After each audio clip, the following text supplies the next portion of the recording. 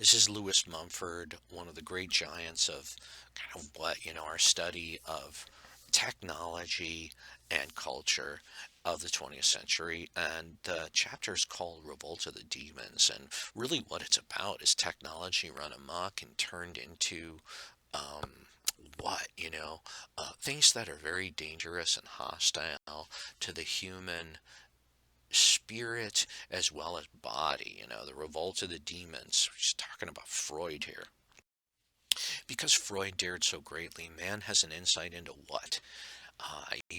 Mumford likes Freud. He says, because Freud, Sigmund Freud, the kind of founder of modern psychology, dared so greatly. Right? He was courageous. Man has an insight into the worst disorders of human behavior, such as only great poets or religious teachers like Shakespeare and St. Augustine ever had before. So, Freud was all about mental illness and, the kind of darker aspects of the unconscious.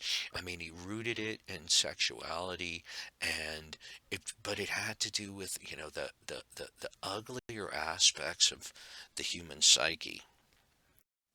The common source from which seemingly these erratic manifestations arose came to be called the unconscious, right? We don't really know what the hell that is, right? You can't point to the unconscious. It's not like a physical thing.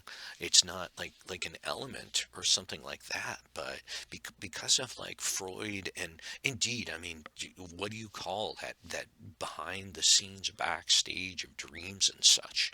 All right, I'll start over. The common source from which seemingly these erratic manifestations arose came to be called the unconscious, seemingly the same source from which the conscious mind draws the memories, hints, images, ideas, anticipations that are in time convertible into poems, dramas, philosophies, scientific theories, aesthetic monuments. So here, Mumford sounds a lot like Hoffer. It's like Viktor Frankl talks about this too, that, where does art come from? Where does creativity come from? It comes from this weird, dreamlike, backstage aspect of the human called the unconscious, at least according to Mumford. This is what Mumford says about the unconscious. He says this overweighting of the raw stuff of the unconscious appears to be as one-sided as the total neglect of it by dogmatic scientific materialism. And so he's saying two things here. On the one side, like the unconscious can't be everything. A really strict Freudian might say, talk about like weird things of somebody's childhood to explain directly things that happen, decades later, right? But on the other hand, the childhood can't be totally ignored, right? These kind of relations of the unconscious, they can't be taken 100%, right? But on the other hand, they can't be totally ignored, and that's what he's saying scientific materialism wants to do. However loose sexual ties may be in premarital relations among primitive peoples, every culture has recognized what? This is what Mumford says. He says, however loose sexual ties may be in premarital relations among primitive peoples, every culture has recognized that erotic maturity involves a basic commitment to reproduction or to some direct sublimation of the reproductive functions in vicarious fatherhood and motherhood.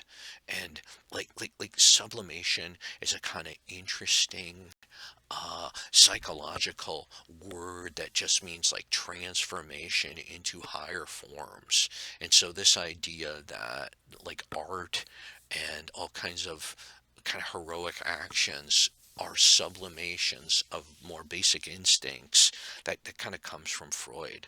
And so what is Mumford saying here? It's like one of the important things for a mature society to do is to canalize, right? To kind of dam up and then appropriately loosen these sexual instincts. See, on the one hand, you can't deny sexual instincts, but on the other, you can't just have an anything goes, like Roman orgy kind of free decadence when it comes to eroticism. And so every culture in history has created kind of appropriate norms for sexuality. Like I think in Western culture, I mean, it's really fine to have sex as many times as you want when you're married and trying to have a kid. Now, you might not find that reasonable, but it is kind of what, it explains and it sort of codifies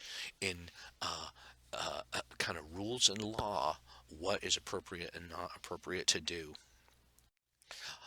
How and why were Freud and Jung's analysis of the psyche one-sided? They overplayed the role of what and forgot what?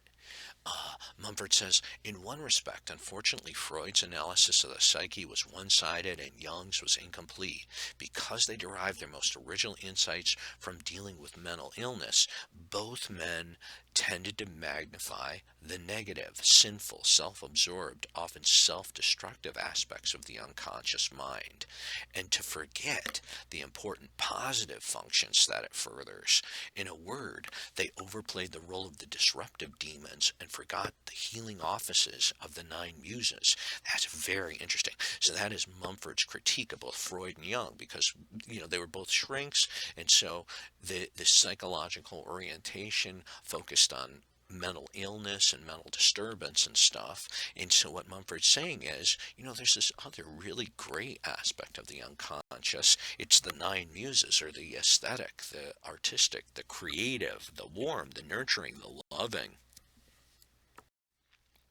Our Victorian ancestors overlooked the possibility that their lopsided technological rationalism would produce what kind of a world?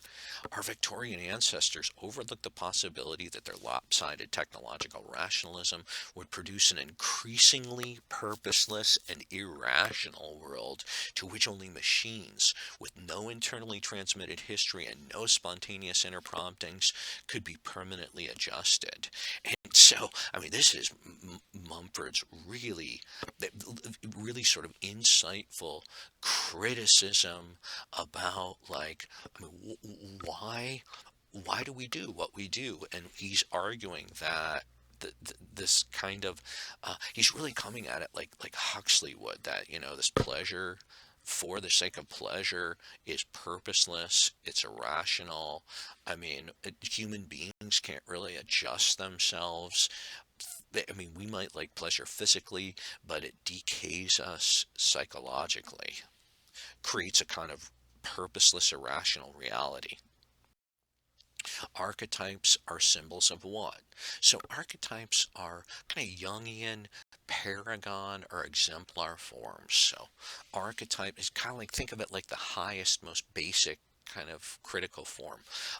He believed that the unconscious is not merely the hiding place of the demons, but the province of angels and ministers of grace, which he called the archetypes, and that would be Jung.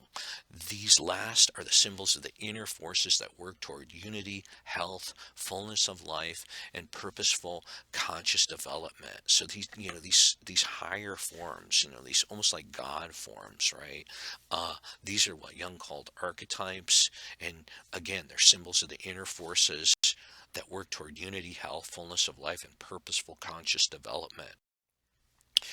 What do the superior functions of the mind require?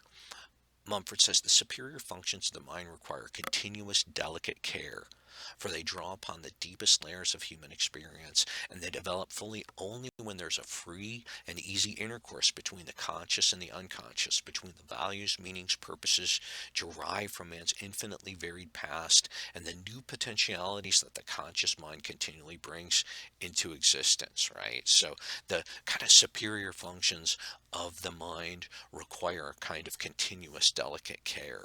They can't be minimized, they have to be developed. Many of us are proud of having devised a computer that can play chess with a man, but what will happen of our pride when what happens? And then Mumford says, many of us are proud of having devised a computer that can play chess with a man, but what will happen of our pride when computers deign to play only with other computers?